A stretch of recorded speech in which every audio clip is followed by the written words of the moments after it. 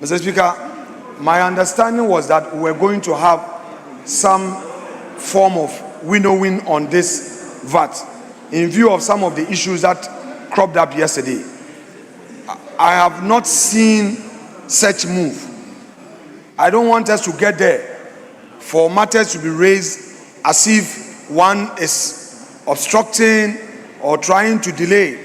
Sometimes such impression is created, and I don't like it. Mr. Speaker, we have been in government before.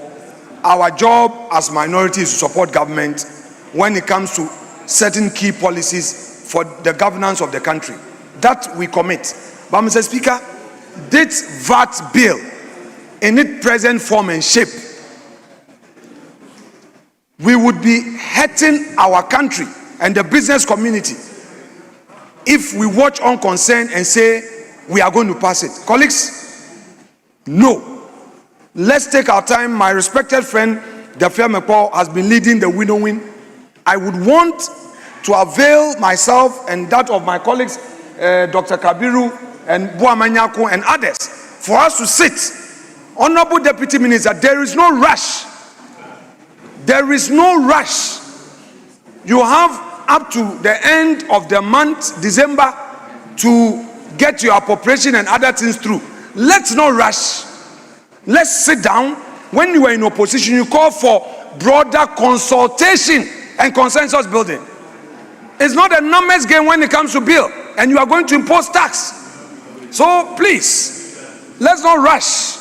Let's consult, let's discuss, and look at the teething issues, and not to introduce this and you want to rush it in clause 1, clause 2, and say third reading is passed. It will not pass. We're telling you.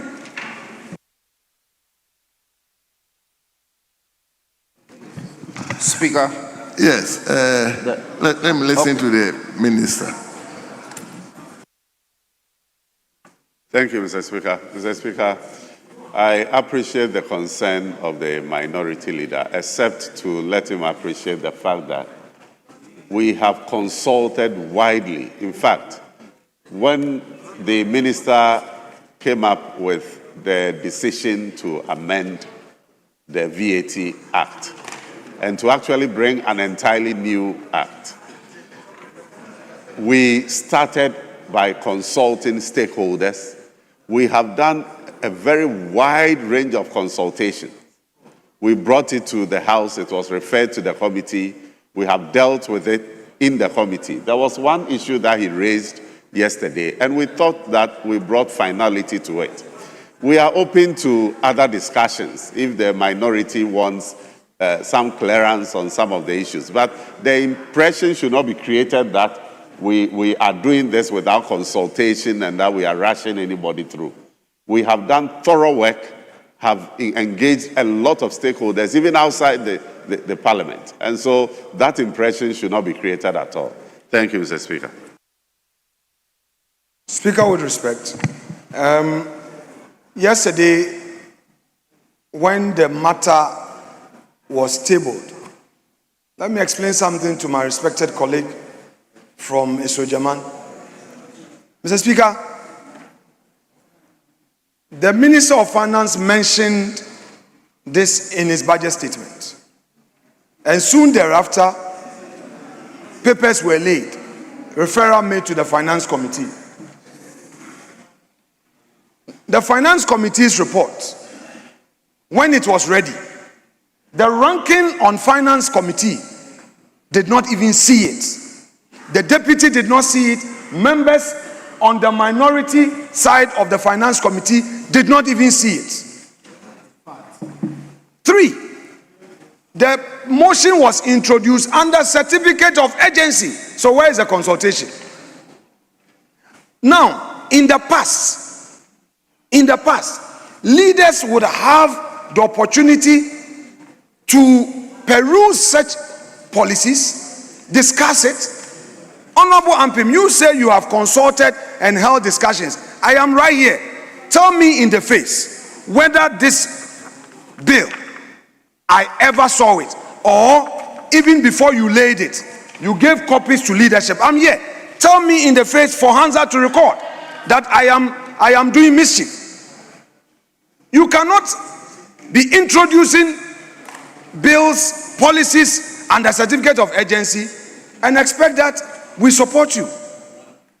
However, if you think you have 189, you want to use your 189, so be it. You can get your 189 in this chamber, not less, meet the constitutional threshold, and do what you want to do. Let the people of Ghana see what you are doing. You are imposing new taxes on the people of Ghana and the certificate of urgency, like you did in the 1 Ghana cedi per liter, the 18% on electricity tariff, and you expect us to be quiet. We will not be quiet. We will not be quiet. Our voices will be heard. This is not what you promised the people of Ghana. You promised them that you are not going to impose taxes on them. Live by that promise of principle, not convenience. Thank you. So we'll take the third. Honorable Chief Whip, is it the same thing? We are going to go there. So you let's finish the last batch of. No, Mr. Speaker, these are very serious matters. You know something? Mr. Speaker, we will come here. Mr. Speaker, just hear me. Mr. Speaker, I came to meet the minority leader in this chamber. He's senior to me, and he's senior to me in leadership. He knows that at this time of the year, there are a lot of engagements that take place. It's not everything that we bring to the floor. And so I respect the views and the concerns that he's expressing. But with all due respect to him, he shouldn't threaten us. He should not. He shouldn't say that it won't pass. He shouldn't say those things. We want to hear him and hear his concerns and factor them into the consideration of the bill. But to say that it will not pass shouldn't threaten us. So you should allow us to engage. The winnowing is now one of the committees that we will consider the matter. So I am looking for the opportunity that later today we can engage at winnowing and deal with the matters. So we want to make progress. He just went to do his press conference. We haven't responded to his press conference. We are minded to do business on the floor. So it should allow us to make progress. We take one more commentators on either side, and then we can deal with the instruments before us. Mr. Speaker, the avant-garde of government business. When did he become a diplomat? I don't want diplomacy from you. You are in charge of pound for pound. Do pound for pound. Why are you being a diplomat? And you are talking about my press conference. When a judge is trying to forcefully remove Honorable Nyinda, Pandai MP is here.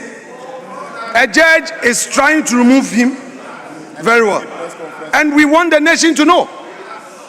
If you say you would engage on this matter, Ampim will come and sit here. You say you've engaged other people. This is a house of parliament. Even your own backbench, you have failed to engage them. Look at the empty seats. Look at the empty seat behind you, and you come and sit here, and then you say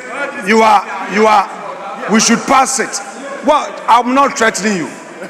I'm not threatening you. I can't do that. I'm only promising you that we will not be part. If you have your 138, you can do it. Well, but it's good you are a diplomat. You are in government. We are in opposition. So, opposition, we do our thing. You are in government. You should be a diplomat. Mr. Speaker, the man has conceded. We don't need to fight him again. But Ampim should know that you are not doing any VAT bill today. You are not doing it. You should know. Carry your backbench along. Carry them. Carry parliament along. Empty seat behind you. Mindi Mifiasem. Oh, really? Trade Minister, have you had your releases for 2025? No. Yes, let me invite Honorable Emmanuel Begra. Mr. Speaker, with the greatest of respect, my name has been mentioned. Mr. Speaker, I have been taken care of by the Finance Minister. I have received my releases and I'm working well, and the Ministry of Trade, Agribusiness is doing perfectly well. We are I have enough money to do my work. Thank you very much. Mr. Speaker, my colleague is a very, very senior counsel. She has spent many years at the bar.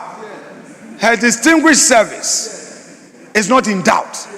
Direct question: have you received full releases as contained in the 2025 budget? Have you? That does not mean that you have enough money. Does not mean they have released your money. Do you have your releases? Honorable Minister, you have to address the chair. I haven't asked you any question. Yes, Honorable Manuel Bejua, let's hear you. You have 15 minutes. Thank you, Mr. Speaker. Mr. Speaker, let me also add my voice to the budget statement and to commend the Ministry of Finance for bringing a budget that will reset this economy and bring jobs as well as develop economic transformation. Mr. Speaker, I've been in this house for the past 17 years. This is the first time I've seen a budget that has been customized. Every member of this house has a budget that his own name embossed on it. For the newcomers, you haven't seen anything yet. This alone tells you that we are resetting and that there is economic transformation in this country, including your own budget. Mr. Speaker, let me correct an impression that was created yesterday. And with your indulgence, I want to state that when the minority leader was speaking yesterday, he made an emphatic statement that since 2018, the previous administration has not increased tariff. And that he said that this current administration has increased tariff to the tune of 18%. That was on record yesterday. Mr. Speaker, I want to correct it. Mr. Speaker, from the PURC website, in 2019, during the multi-year tariff review, an 11.17 increase of tariff for electricity was approved. Fourth quarter of 2019, 5.9 was approved. 2023, 27.15 was approved. First quarter of 2023, another 29.96 was approved. Then, Mr. Speaker, the second quarter of 2023, 18.36% was approved. Third quarter 2023, 4.22 was approved. Fourth quarter 2023, 1.52% was approved. Mr. Speaker, in addition to that, 2024, 1.4 was approved. Second quarter in 2024, 3.89 was approved. Third quarter 2024, 3.02 was approved. Mr. Speaker, if you add all this up, it comes up to 120.83% of electricity tariff that was increased from 2019 to 2024. This cannot be factual. Honorable members, I think when we laid the ground rules, minority leader was not here. He just came in and he's been up throughout. But the ground rules was made clearly that we may not allow this interjection. So that's why I'm begging. Speaker, with respect, ordinarily, if he is rebutting a matter in the public space, that's his right. But Mr. Speaker, he mentioned me specifically and said I had said something. Mr. Speaker, with due deference to Honorable Bejura, yesterday, my contention was to the effect that in 2018, government through PURC announced tariff reduction. That was an ipso facto submission I made. 2018. And if you check on their website, you will find it. And in fact, it is contained in the submissions of the minority to the PRC in the recent engagement we had. We quoted it. 2018, Government of Ghana reduced electricity tariffs ranging from 18 to 30%. That is what I said. I never said anything about 2019, 2020 and all. So if you have your facts on 2019, you can state it, but don't say I misled the country, because I stated what is on public record by PURC. If you want to quote something else to dispute that one, then you can go ahead. But I beg of you, with the greatest deference, don't misquote me. Thank you, Honorable. Yes. Mr. Speaker, the record is there for everybody to listen to. And for me, I want to put on record that from 2019 to 2024, the previous administration has increased tariff 123%. Mr. Speaker, having laid that foundation, I want to state that this current government has done extremely well when it comes to the power sector as well as the petroleum sector. The power sector, Mr. Speaker, we all know, was bedeviled with debts to the tune of, Mr. Speaker, $1.4 billion US dollars. $1.4 billion US dollars, without knowing how this monies will be paid. The current administration, Mr. Speaker, through the leadership of the minister, has, Mr. Speaker, paid a tune of $300 million US dollars and has negotiated that 2026 another $345 million US dollars will be paid. If you don't have an administration, a management of economy that thinks outside the box, you will not be able to pay for debts that you have accrued. Mr. Speaker, this clearly tells you that the current administration is doing better and far better than any other government. Mr. Speaker, having said that, we all know that power is the engine of growth. Without power, you cannot propel your engine. Without electricity, you cannot expand your economy.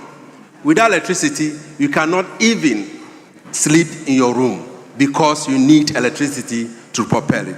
Mr. Speaker, having said that, all the IPPs, my colleague mentioned, he's not here, my colleague mentioned that there was renegotiation. Yes, indeed, if you have a leader who understands economics and negotiation, you will negotiate with your producers. And so the current minister and the ministry has negotiated through a negotiation team led by ASEPA, no other person but ASEPA, a think tank, to renegotiate the debts.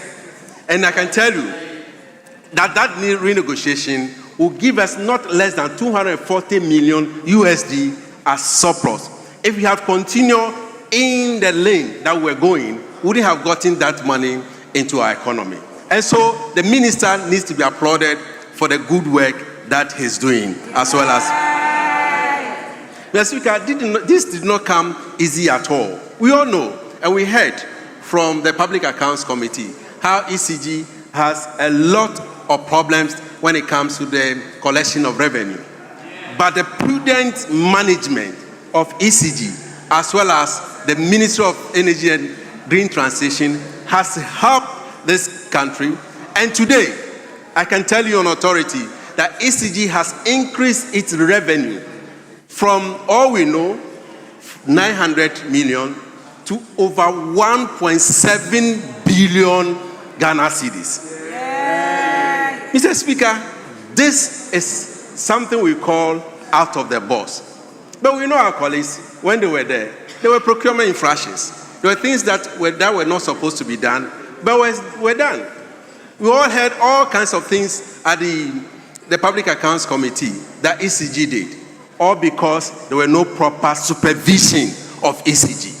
Today, we have a proper supervisors of ECG, and ECG is doing everything in their power to make sure that power stays light stays in our lights, in our lights.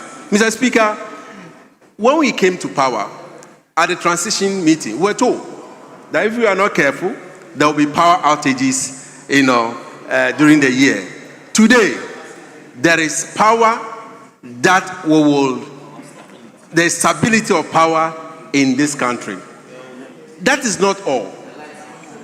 Apart from the lights being on, Mr. Speaker, there is also, if you are a manager that thinks outside the box, that plans effectively, you will also know that you need to plan for tomorrow.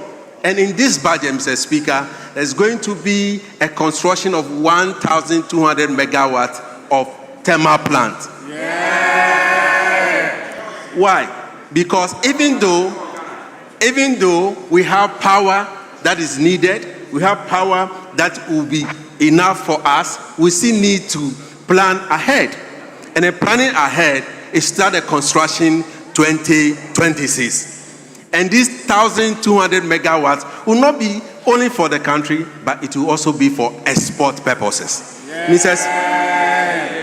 This, Mr. Speaker, resonates with our budget that we are resetting for growth, jobs, and economic transformation.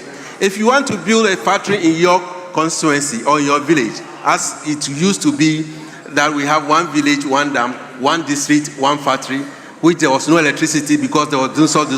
Now, if you want to build factory in your village, because of the excess power, you can build factory in your village. Yeah.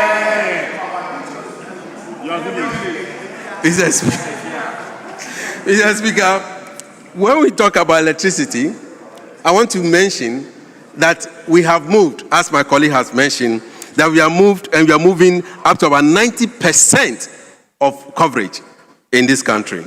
And that in 2026, there will be rural electricity acceleration and urban intensification initiative. Mr. Speaker, 2 billion Ghana cedis has been allocated for this phase 1. What will that do? It will expand electricity to every household in this country. Yeah. Every village will have electricity. Yeah. Every community will have electricity. Yeah. There will not be a community in this country after 2026 that will not have electricity powering their homes. Yeah. Inclusive government. Having said that, Mr. Speaker, we all know that our domestic natural gas is expected to reduce our cost generation by 75%. But Mr. Speaker, we saw that this domestic natural gas production that is will be reducing. The Jubilee partners, alongside with our Ghana Gas Company, we just had a meeting with them, and we've been told, they have given us full assurance that from next year, there will be GPP2. What is GPP2? Ghana Gas Processing Plant 2. Yay! How would that do for us? It not only add to propel and engineer our thermal plant, but it will also be good for other industrial purposes. Now, this tells you that if you are a planner, you are an engineer, you are an economist, you must plan ahead. We sat down in this country without planning, without any additional plant. We're using the old plant and it was light off. And people could not add to their industry. But we have come. John Dramani Mahama has come to add to our thermal plant to make sure that we have additional thermal plant, we have additional gas processing plant, we have additional enough power in this country which can be used for export.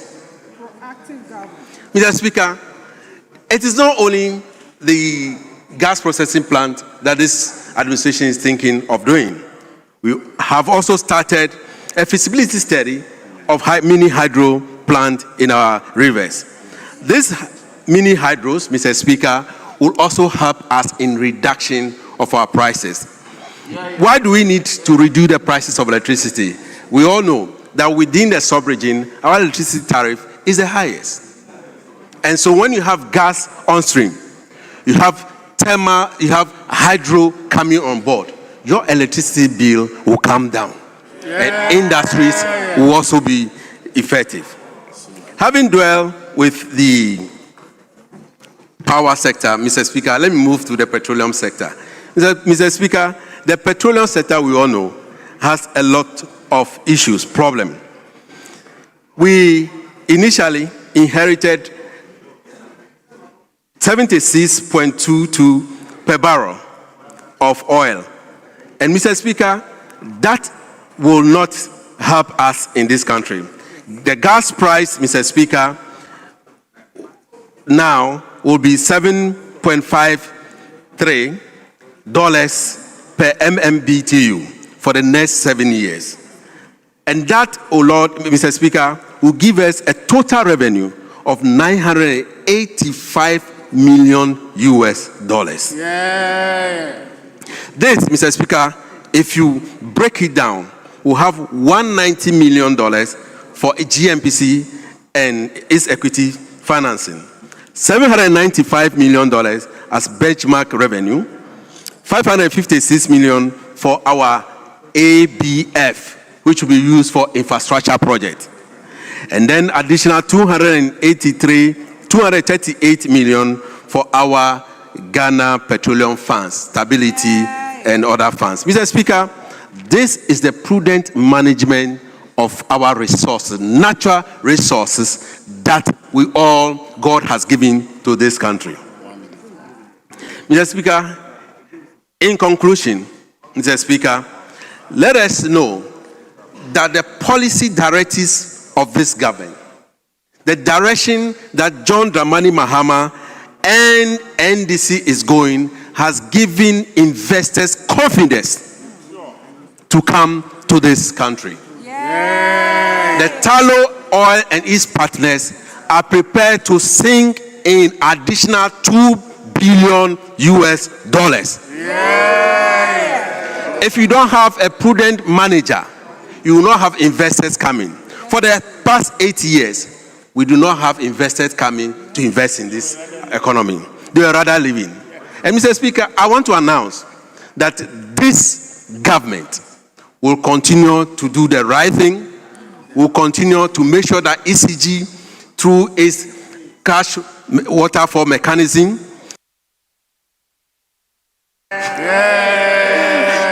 will continue to make sure that we have. Thank you so much.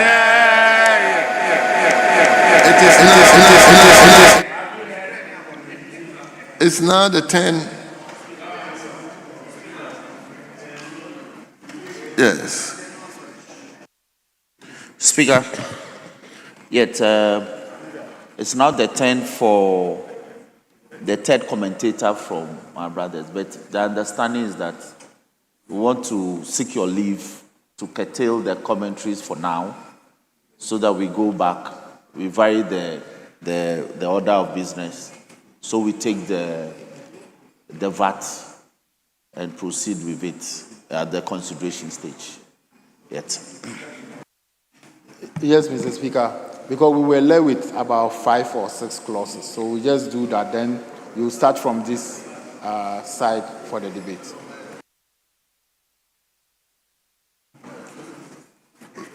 Well, honorable members, let's turn to page 9.